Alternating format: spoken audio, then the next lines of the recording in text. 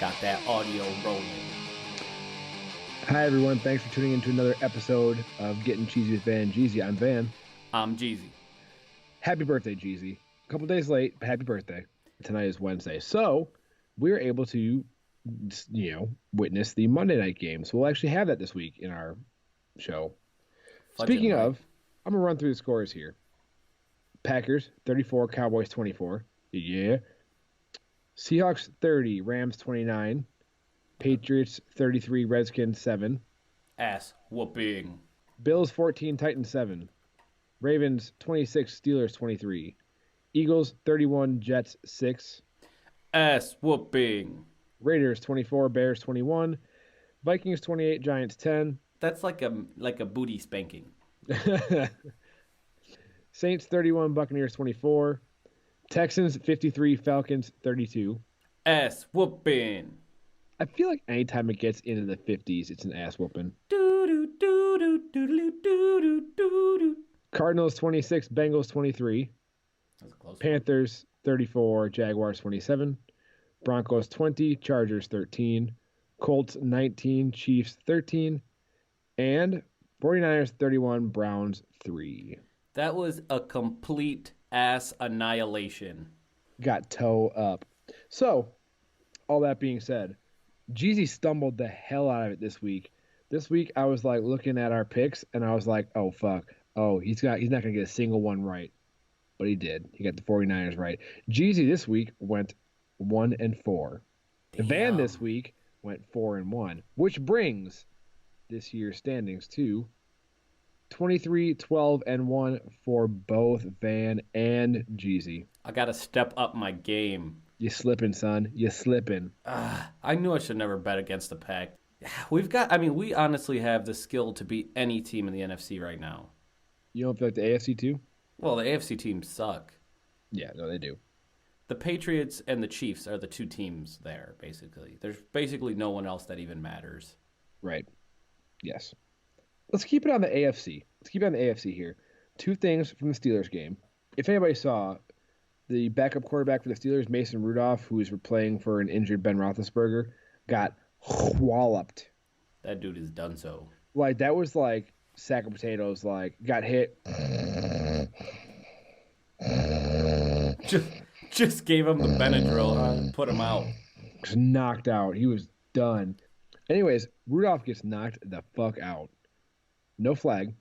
And had to be carried off the field because the medical cart malfunctioned. And, like, it looks like straight up 1960s football. Like, they unscrewed the face mask from the helmet, and they're like, he's got his arm over people's shoulders, and they're walking him off the field. And then they've got a video of these people pushing the medical cart off of the field. Comes out later that the cart failed due to operator error. Somebody didn't turn it on. No key in the little whatever ignition it has. Mike Tomlin was asked about it. His response was, ask somebody who's in charge of that. I don't drive carts and things of that nature. I feel like he always says and things of that nature. Is that right, or am I misplacing that on him? No, you're right. He says that. The NFL has already been called to investigate. One source says that Rudolph wanted to walk off the field, not to be carted, which doesn't change the fact that they still had to push the cart off the field. Yeah, I think somebody's just making that up to cover their own ass or the ass of someone they like. There's a couple of reaction tweets here. One person says, Chris Mack, at the Chris Mack, says, so you mean to tell me this multi-billion-dollar corporation can't afford to ensure there's more than one functioning medical cart at every venue? Facepalm. Embarrassing. This is at George Atala. Embarrassing. I guess a $15 billion a year can't buy you a working medical cart. Is there only one medical cart in the entire stadium? I guess. It seems like there should be two. One at each end of the field. Also, what if two players were injured on the same play? Suit up. Strap up tight, man.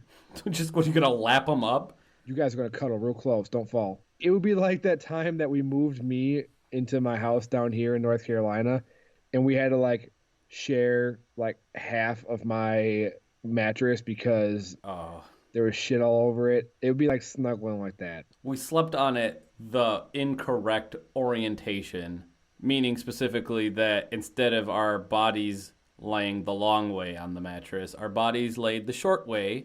And we slept for a total of like 45 minutes and then turned around and came back to Wisconsin.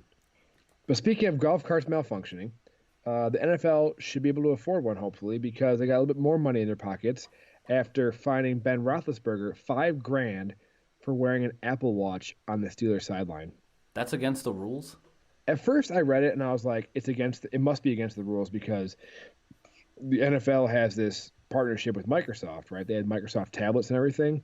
But turns out it's actually against the rules. And I was also like, wait a minute, OBJ was wearing a watch. What's the damn deal here? But the rules actually is the NFL rules ban all electronic devices that transmit messaging.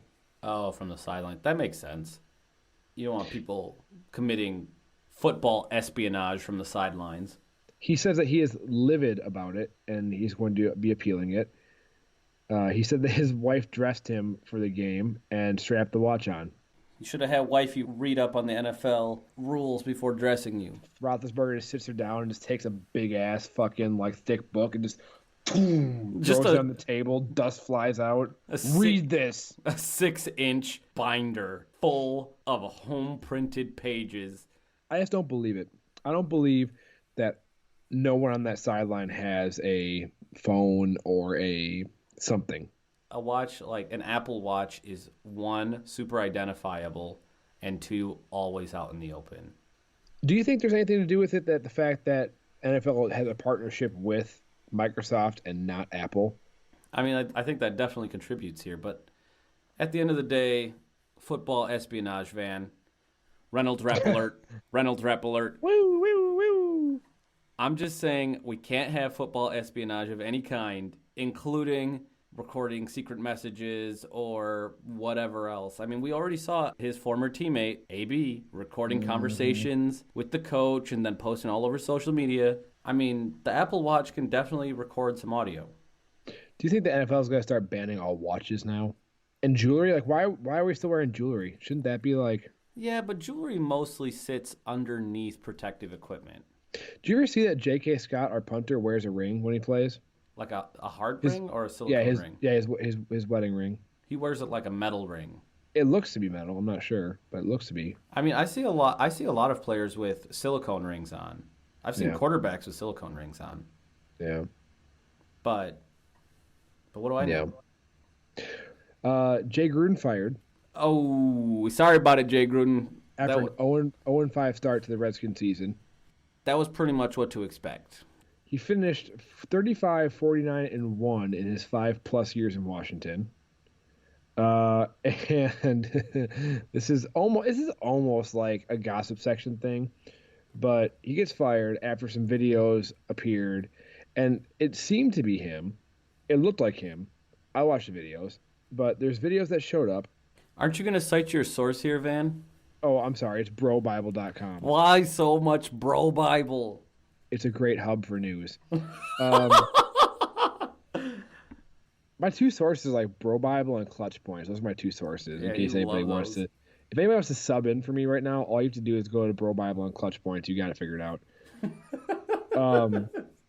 So videos surfaced of him apparently smoking weed and hitting on young ladies like outside of a bar. And I watched them and I'm like, that's totally Jay Gruden. That absolutely is.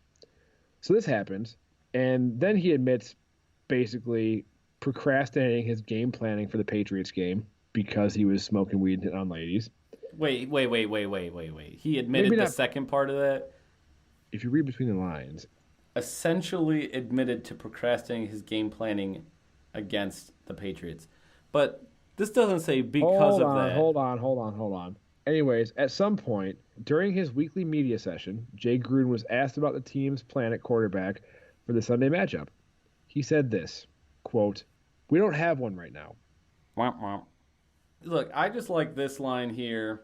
The Redskins will now be left to the malfunctioning devices of Dan Snyder and Bruce Allen, arguably the worst executive tandem in professional sports. The pair's utter buffoonery was demonstrated once again buffoonery in the manner in which they broke up with the man they once granted. Yes. Fully guaranteed 5-year contract worth $20 million. This is my favorite part of the whole situation. Like, the video of him smoking weed, funny. Hitting on girls, like, not acting his age, like, ridiculous. But this is my favorite part. Again, from Bro Bible. Gruden was summoned to the team's facility in Ashburn for a 5 a.m. meeting on Monday by owner Daniel Snyder and team president Bruce Allen, who informed him of the decision. Did you hear John Gruden's response to this whole thing? What he told his brother? No, I did not. John Gruden's got a quote going around circulating, and John Gruden says to Jay Gruden, "Welcome to the club, brother." in regards to getting fired, he means. Anyway, I want to move on to one quick article. This is from 538.com, published today by Michael Salfino and Neil Payne. Headline here, Deshaun Watson knew he had problems. He fixed them in week 5. Here is the thing that I think is incredible. A couple really cool stats here. The first is about how quickly he's getting rid of the ball. And the big thing to know here is he's not just getting rid of the ball quickly by throwing shorter passes. He actually averaged longer air yards per attempt this week than in his previous attempts. And he went from 53% of his passes being less than 2.5 seconds after the snap up to 73% of his total 33 attempts this week being done in 2.5 seconds or less. And this was not a game where he got clean blocking. As a matter of fact, he had a higher than average percentage facing unblocked rushers, had still 0 sacks, unlike some of his earlier weeks where he had a tremendous number of sacks. Dude, check this, though. Check this about sacks real quick. He's in his 26 games he's played in his career, he's only had 2 sackless games. He's currently been sacked 99 times, or almost 4 per game. He got 99 sacks. And sacks are all of the problems. Yeah. The Texans finally gave up and said, hey, man, just throw the ball way faster. We'll take the consequences. Just get rid of it. We can't risk it. Dude, check this, too. In those 2 games where he didn't get sacked, he threw 10 touchdown passes on 53 attempts with no picks. That's a touchdown every 5.3 passes. He had a game to write home about. I mean, he had 5 touchdowns this week. He had 155.8 passer rating. Unbelievable week for Deshaun Watson. I just wanted to point it out. Props are due to him. Incredible week. Great job. I'd like to see this guy really succeed, be another, maybe be one of the top stars in the AFC behind Patrick Mahomes. I agree. I like him. And also I like DeAndre Hopkins over there. That duo, I think, is, if they stick together, could be dangerous for some time. I don't have an article here about it, but I do want to mention Christian McCaffrey is incredible right now. His rushing yards and receiving yards combined, he is combined for like 870 total yards on offense, which is more than the Jets have the entire year as a team. Well, Christian McCaffrey, we knew at the beginning of this year was going to be just so good. Unbelievable. I just wanted to pat him on the back, too. He's playing out of his mind. Well, then cheese it on in. And now I'm cheesing my way back to you, Van, with a burning cheese inside. It's the Packers section. Yeah, so I want to, nutshell the game here. You want to know what was the linchpin of this game? Aaron Jones. On the offensive side, obviously had a huge impact, but I think he's number 2. It's the defensive turnovers, baby. It was turnover after turnover after turnover. Dude, in that game. 3 picks. Should have been at least 4. The Dallas got in the fourth quarter there when they were pushing towards our end zone. Dak got so lucky on that play. That play that was not a fumble. Yeah, where it hits Randall Cobb basically in the butt. And Yeah. that is a fumble. And then after that, Immediately, again, he throws a pass to Randall Cobb off his fingertips. it was defensive holding or something silly. The one before that was a false start, which actually blows the play dead, which Right. is stupid. A penalty against the Cowboys ends up saving him. Yeah, the defense, honestly, and Dirty Dan talked about this, the defense was the key to this game. Even though we allowed 24 points, the turnovers and shutting down Zeke were critical. Yeah, and you know what? And so we held Zeke to like 65 yards rushing. I was interested off the very beginning. The Cowboys only ran him once on the first drive. Like you knew that Dak was not going to win throwing against our secondary. Like our defensive strength is secondary. They only ran Zeke once in the first drive. I was pretty surprised by that. It is surprising. And then they have the turnover on the pass. And then they didn't like do anything with Zeke the entire game. Like you're not going to play catch up with Dak. Not going to happen. I'm just saying, I'm just going to put it out there. I was super close to being right about this being two teams over 30 points. There's no reason the Dallas Cowboys shouldn't have got 7 points on that final drive where they end up missing a field goal instead. That's another thing. Going up 31-3 at the end of the third quarter, it's like, are we in garbage time like midway through the third quarter? I'm not really sure. We were in soft coverage D forever. Yeah. I mean, we were playing like keep them away from the sidelines, don't let anything deep. Forever. I did love Zadarius Smith, his first sack of the game. He did the Ray Lewis dance because Ray Lewis had been talking shit the entire week about the Smiths. Yeah, about no leadership on D. Yeah, that was awesome. He did the Ray Lewis right away. Ray Lewis needs to check him fucking self. You better be careful. Me? Yeah, I didn't say. Look, I wasn't saying anything about Ray Lewis. I said nothing about Ray. If Ray Lewis, if you're listening, or anyone who knows Ray Lewis is listening, or anybody who knows somebody that knows Ray Lewis is listening, I wasn't talking about Ray Lewis. That was Van. Come at me, Ray Lewis. Don't. Oh my God! Now you better make sure your life insurance is paid. Oh man. You know what I really enjoyed in the first couple series too, that we completely abandoned after that, was we really involved the tight ends very nicely. We hit Mercedes Lewis, we hit Robert Tonyan, we hit Jimmy Graham, who caught a ball for once. And Robert Tonyan had an incredible catch on the sidelines. I know that dude is good, but we incorporated them like pretty significantly in the first couple drives, and then forgot they existed because Aaron Jones started playing out of his mind. Yeah, I mean there was nothing you needed to do. Aaron Jones was ready to go wreck some folks, and that's what he did. Yep, and 4 touchdowns. And dude, which no Packer has done since 1999, and no running back has ever done against Dallas. Incredible game for Aaron Jones. Yep. Once again, like the 5th week out of 5 weeks so far, I write MVS is outplaying Geronimo Allison. Geronimo Allison dropped a lot of balls. He did. I mean, your comment here is spot on. Allison is a drop machine. He looked so good in the preseason, and now it's just, I don't know. I don't know if it's just playing under the lights or what it is. He's just, I think, a little caught in the headlights, you know?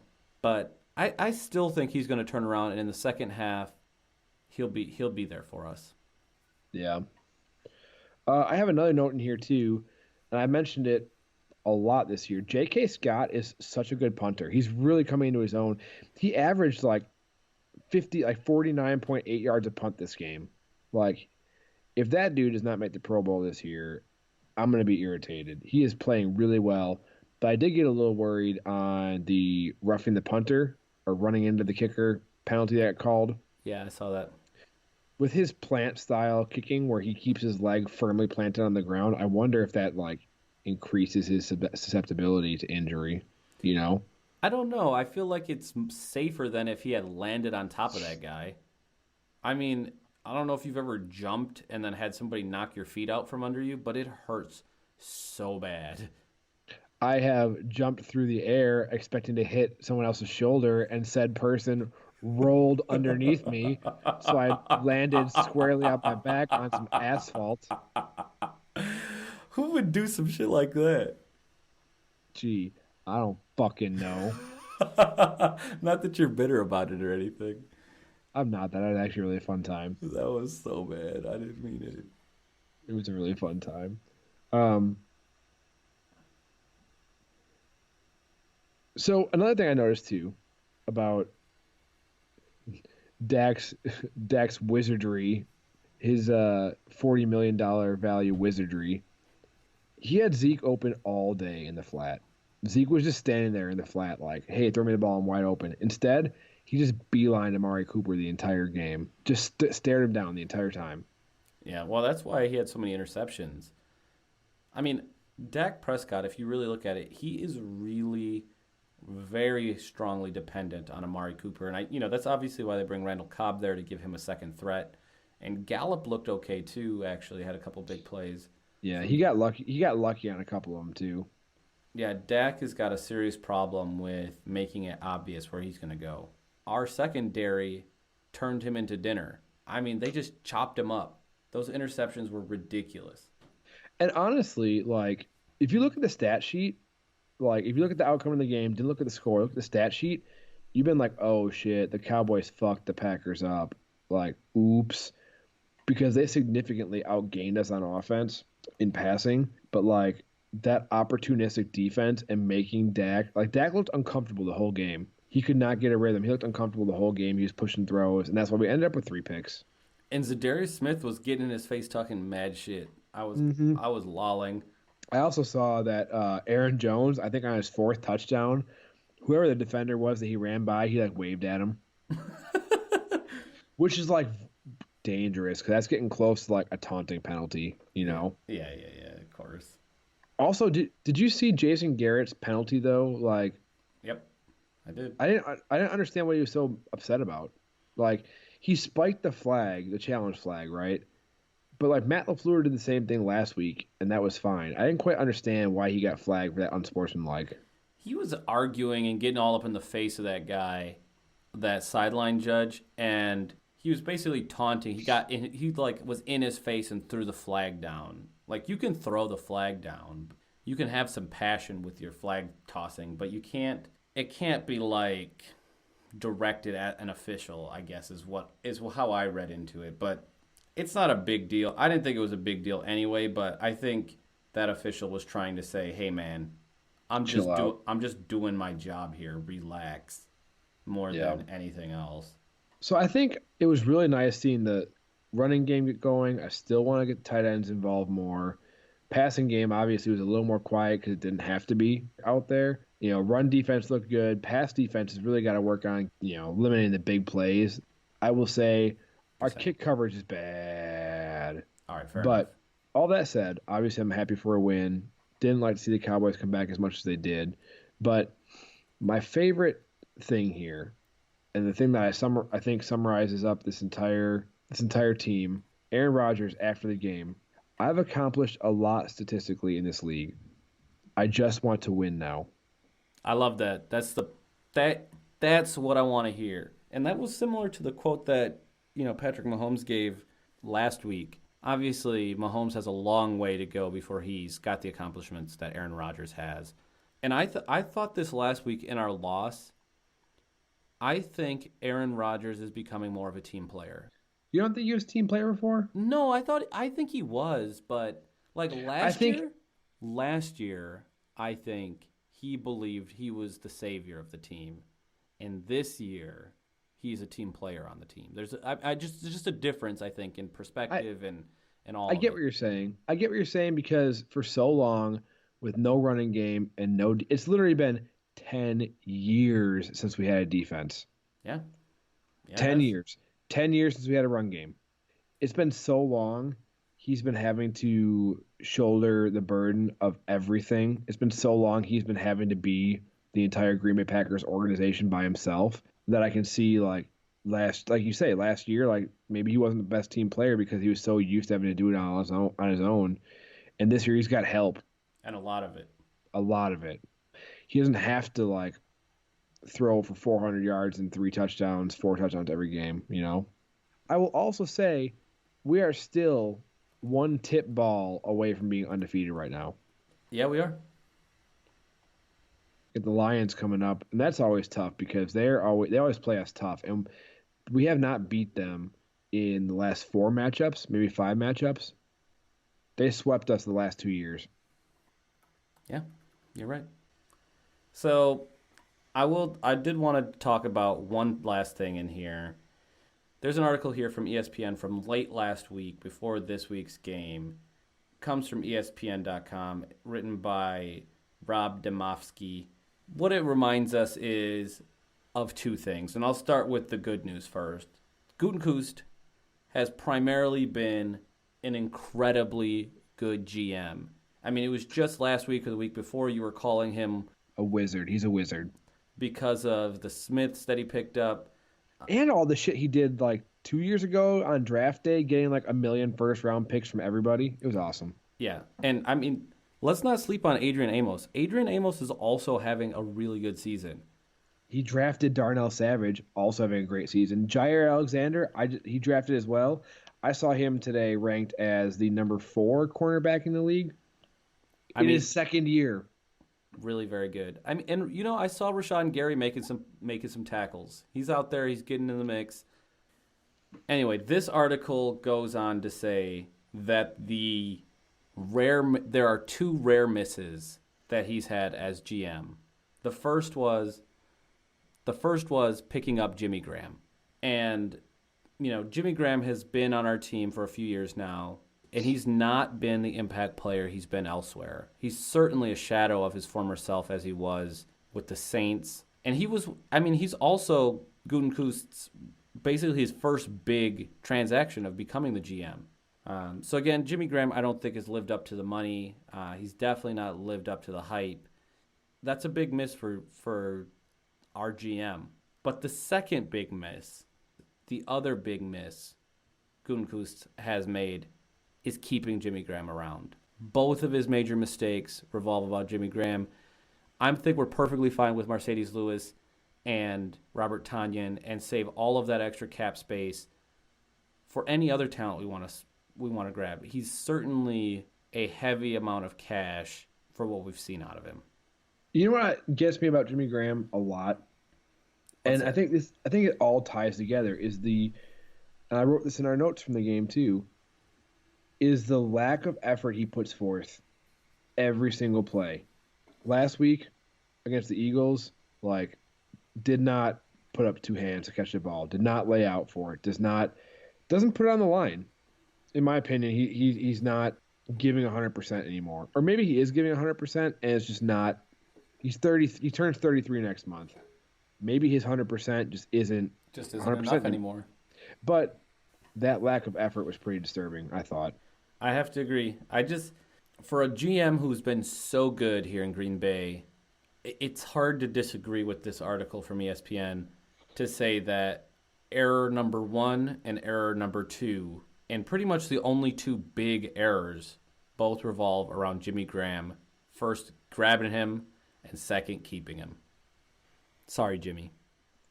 Quit fucking up, please. And it's time for the gossip section. Let's see. I'm looking at this, and over half of our articles are from Bro Bible. So the caption I put on it was, Jay Gruden's going to get in trouble. No need to get in trouble. He's full on fired. So, the Dolphins didn't lose this week. What? They didn't lose this week. What'd they do? They were on bye. There you go. And that concludes our gossip section. There's an article here from TalkSport.com. Just kidding. Titled, Gossip goes on. It says, NFL News. Vendor arrested for charging $724 for 2 beers at the Miami Dolphins game. Who the fuck coughed up that money? Some fucking clown. This says... I mean, when I see a $350 beer, I'm going to be like, excuse me, no thank you. This says that the vendor, who's employed to walk the stadium selling drinks, charged 2 beers to a fan's credit card as they were getting their asses whooped by the Chargers a couple weeks ago. Instead of using the stadium's credit card reader, he sneakily used his own reader and charged the fan $724. He was only caught when the bank alerted them to the charge and listed that guy's specific name as the vendor. Whoops. He was not an employee from the Dolphins. He was like an external Drink vendor. Yeah. He has been fired. Yep, I would assume. So there's that.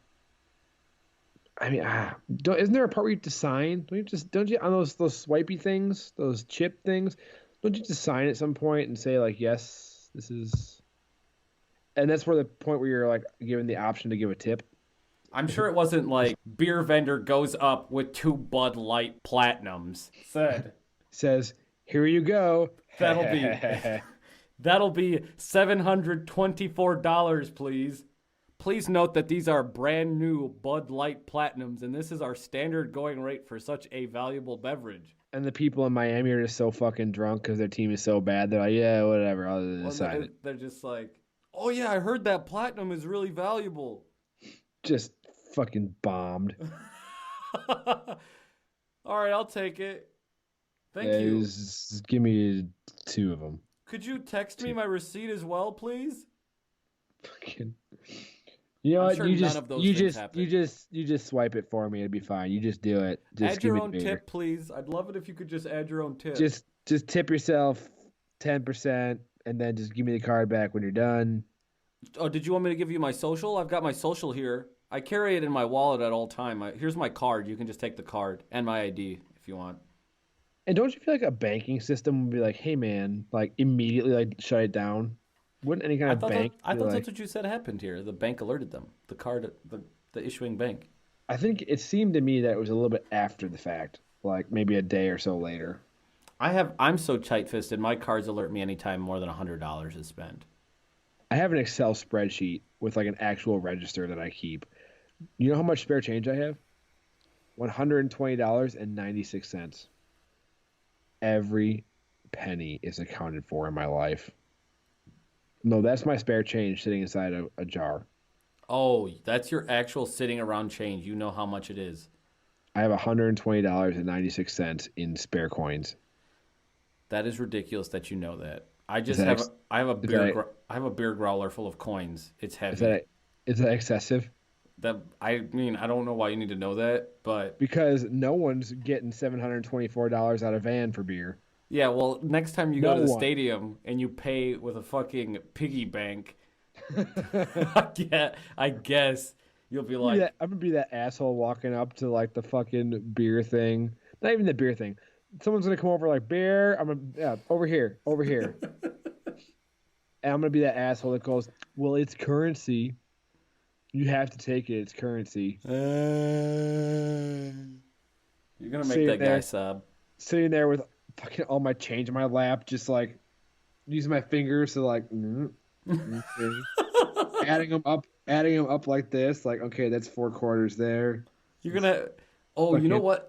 I just have to see if I can find it. But can you take nickels? Can you take? Okay, you're gonna get nickels. I'm gonna give you nickels. Okay. You know what I'm gonna find? I have it somewhere. It's probably back in my mom's house somewhere. I had a special coin sorting ramp as a child. You did not. Yes, I did. You would slide it down this ramp, and it would sort your coins into stacks. And the stacks were exactly the same height as a roll of that type of coin was. Oh, fuck. So you knew when that stack was full how much money you had. So when you had 50 pennies, that's 50 cents. Periodically, like, I'll go back through if I have, like, a spare however much time, because I do, because it's me. I'll just dump them all out and count them all up, count it up again to make sure I have the right amount, which I always do. What is wrong? What's going on? But one day, once that thing is full, I'm going to take it to one of those fucking change machines and put it in there. And when it's off, I'm going to be like, hold the fuck up. I'm like, excuse me, I know exactly how much was in there, motherfucker. And you can't swindle me, Dolphins beer person. All right, man. It's time to move on to the PrimeTime Picks. No. Real quick, one more. All right. Everybody's been shitting on Kirk Cousins lately, right? Yes. We shit on him last week. I'll shit on him right now if you want me to. Okay, let's go ahead. Let's do it, because this video came out of him doing a gender reveal thing for his kid, and he's got like a baseball sized thing that explodes a certain color, whatever. When you know, whatever. I hate gender reveals; they're stupid. Anyways, Kirk Cousins, this professional quarterback who throws a ball for a living, is doing a gender reveal with a ball he's going to throw at a target. Big question mark on it. About what do you call that? Like 12 feet away from him. Yeah, it might be safe to say it is a 3 to 4 yard pass if we're going to keep it in the NFL's common measurement. He throws this thing, and it is just a bit outside. Like, almost fucking misses this big ass target. Did you watch it? It's a man-sized target, basically. Also, like if a man were sitting on the ground, it'd be about that size. Also, it's a boy. Whatever, it's a boy. Congratulations, Kirk Cousins, a boy. But he almost fucking missed it. Almost missed it. All right, we're moving on to the primetime picks. We've got tomorrow night, Thursday night, we've got the New York Giants versus the Patriots. That's is an obvious one. That's a pretty easy one, yeah. I think the Patriots are going to just beat them up. I mean, the Giants would have a chance if Saquon Barkley was in. Yeah, but even then, it would only be a small chance. Okay. Sunday night game, Steelers-Chargers. What do you got? I think I give it to the Chargers. Melvin Gordon's back. They're not clicking all together, but I think Melvin Gordon back. He's gotten some games now. He's getting some more reps. I think he's going to be the difference maker to get that team back on the right track. I'm going to take the Chargers at home over the Steelers. I have to agree that the Chargers are going to do it, but mostly it's because the Steelers are so bad. Well, and also the Steelers are really bad on the road coming west. Yeah, we had that stat a while ago that Roethlisberger in particular, not that he's playing, but the Steelers have lost a lot on the West Coast. So then we're looking at, come Monday night, we're looking at the Lions coming to Lambeau to face the Pack. I'm taking the Pack. I'm taking the Pack too. I'm going to take the Pack to win the first time against the Lions in like the last four matchups. Like they've had our number for a while recently, but Rodgers has been hurt a lot recently against the Lions. But it's going to be a tough game. It's going to be a hard-fought game. Stafford's no joke. I don't think he's not elite, but he's definitely a solid like B+ quarterback. And we'll see what happens here. I think we match up pretty well against them. I don't think it's a slouch game by any means, but again, it's a division game, so it's always inherently tougher. But I'm gonna take the Pack as well. And since we already have the Pack in here, our fourth game, I already set the bonus pick for us both to choose from, is the Niners versus the Rams. They are playing in LA, but nonetheless, I'm taking the Niners. Jimmy G, the legend of Jimmy G, continues to grow, and I have to settle in for it. I'm a believer of it. Who have the 49ers played this year? I mean, I can tell you right now that the Rams are 3-2. As the defending Super Bowl losers, they've only started this season 3-2. It's just before I make my decision here, I need to know who have they played. Here's who they've played. Basically, yeah. The Buccaneers, Bengals, Steelers, Browns. So they really haven't played a quality opponent quite yet. I mean, the Buccaneers are decent. I mean, not great. Better than the other people on that list. They're probably on par with the Browns right now. And speaking of which, Browns, quit making me the asshole. Sorry about it. I swear, man. Well, I'm taking the Rams just because the 49ers haven't gotten a difficult win yet. It's not really a road game necessarily. It is, but it's not, Yeah. I'm taking Rams. Yeah, I'm going to pick this one, divisional game, one that I think will be interesting. I'm going to ask you, who's going to win, Bengals or Ravens? Playing in Baltimore, by the way. That's too easy. That's too easy. Who is it? Ravens. It's not even close. All right, fine. Put yourself down for the Ravens. What's the game you're picking for me? Jeez Louise. Yeah, no, I don't really care about that. I'm really wondering here. This is actually a legitimate question, legitimate one. Eagles or Vikings, both 3-2. It's going to be in Minnesota. I'm going to take Now, Dalvin Cook is the NFL's second leading rusher, and Philadelphia has the top ranked run defense in the league. just going to say, look, the Eagles' run D is going to be crucial against Dalvin Cook. And I think they can slow him down and maybe even stop him. So the real question is Kirk Cousins ready to step up and win a game for this team? In Minnesota, against a tough run D, I think that's going to be part of the strategy. I'm going to choose the Minnesota Vikings. I hope you're wrong. We'll see. I mean, Philly tends to travel fairly well, but I think the Vikings are going to do it. It's an inside game, too. And with that, you've been listening to Gettin Cheezy with Van and Jeezy. I'm Van. And I am Jeezy.